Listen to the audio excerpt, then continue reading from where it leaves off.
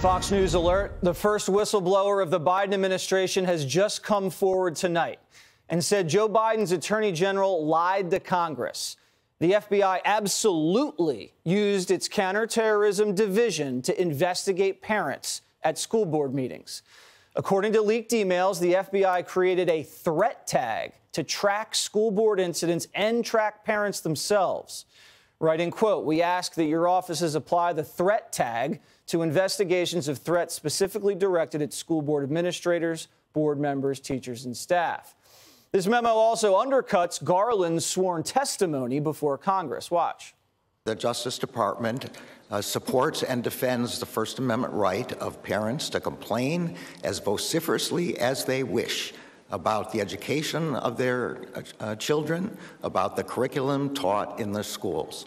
That is not what the memorandum is about at all. I can't imagine any circumstance in which the Patriot Act would be used in the circumstances of parents complaining about their children, nor can I imagine a circumstance where they would be labeled as domestic terrorism. So Garland's sworn testimony was a lie. Lying to Congress is usually a crime.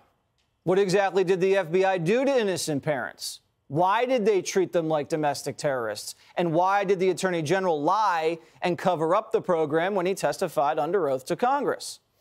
Here for more reaction is Missouri Senator Josh Hawley. Senator, this doesn't look good. I have this little leaked memorandum right here. This looks like they were going after parents hardcore. This is the criminal division and the counterterrorism division of the FBI. What this shows us is that, in fact, parents are getting the domestic terrorist treatment. Garland said, oh, no, we would never treat them like domestic terrorists. Of course, that's what those left-wing groups wanted. Garland said, no, we're not going to do that. And now we know that the counterterrorism division has been tracking parents. And not only that, if you read that leaked email, what you see is that they are drawing up lists of crimes. They're saying, is there any crime that we could go after these parents for? Is there anything that we could prosecute them for? Federal crimes we're talking about. They're definitely trying to target parents. It does contradict Garland's sworn testimony, and now he's going to have to answer as to what the difference is. And according to this memo I have right here, the date says there should have been already a meeting between FBI officials, U.S. attorneys, local, state authorities. So, I mean, this thing's already out of the gate on a number of levels. What can you do as a senator if the AG lies to your face? What can you guys do about that? Well, at the very least, we're going to need to put him back under oath and bring him up before the committee and say, what in the world's going on? I mean, this is a guy who, even as he was before us in the Senate, it came out that his Justice Department had drawn up a list of 13 federal crimes that parents could possibly be charged for. That contradicted what he was telling us in real time. He was sitting there saying, oh, we wouldn't charge parents.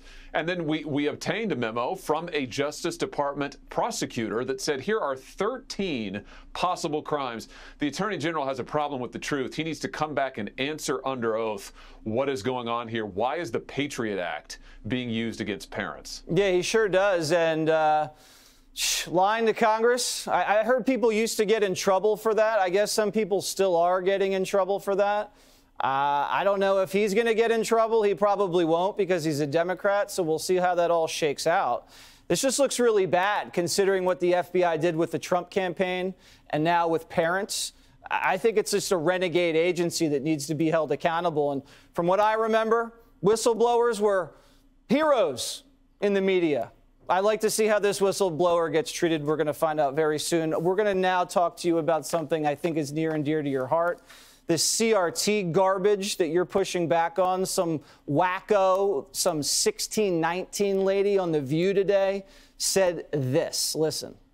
For every story of a teacher who may or may not be doing a white privilege exercise, you have a story of a teacher who's doing a mock slave auction in their classroom. So we're only hearing that one is a problem. These are good faith efforts to really deal with the structural inequality, to explain to students how does a black man get killed on national television by a police officer, to explain to children how do we have an insurrection on our Capitol.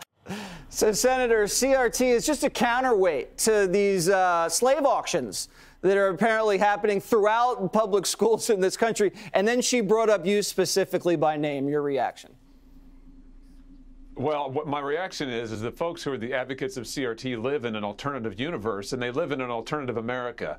They want to teach our kids, and they're trying to do it, that America is systemically evil, systemically racist and oppressive. And the worst part of it is, they say that if you as a parent, and I'm a parent of 3 kids, if you as a parent object to that, you're a racist, you're a bigot, you're a domestic terrorist like we've just seen. It's crazy, and that's why I've introduced legislation to protect parents' rights, to make sure that parents have the right to go to school board meetings, have the right to know what their kids are being taught, have the right to control their children's education, because, yeah, parents are the most important part of a kid's education. We should protect that.